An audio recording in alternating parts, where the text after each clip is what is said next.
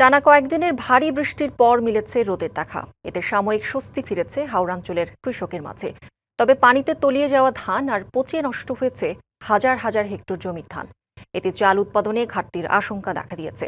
ক্ষতিগ্রস্তদের নির্ভুল তালিকা করে ৩ মাসের জন্য কার্ড দেওয়ার কথা জানিয়েছেন দুর্যোগ ব্যবস্থাপনা ও ত্রাণমন্ত্রী। হাওড়ে টানা বৃষ্টি ডুবেছে কৃষকের স্বপ্ন। পানির নিচে সোনালী বোরো ধান।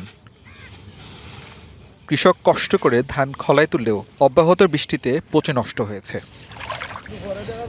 তবে মঙ্গলবার সকাল থেকে কিছুটা রোদের দেখা মেলে। এই সুযোগে ভেজা ধান শুকাতে ব্যস্ত কৃষক। তবে ততক্ষণে অনেক ধানেই গজিয়ে উঠেছে চারা, ছড়াচ্ছে দুর্গন্ধ। সার্বক্ষণিক কৃষকদের পরামর্শ দিচ্ছেন কৃষি কর্মকর্তারা। কোনো রোদ বান নাই, কিন্তু ধানের গিলার মাঝে ধান গেরা হইয়া সব ধান বিনাশ।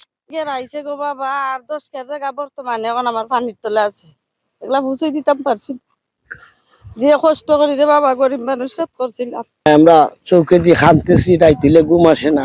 এই কি করতেছি, আমরা বড় বিপদের মধ্যে আমরা আছি।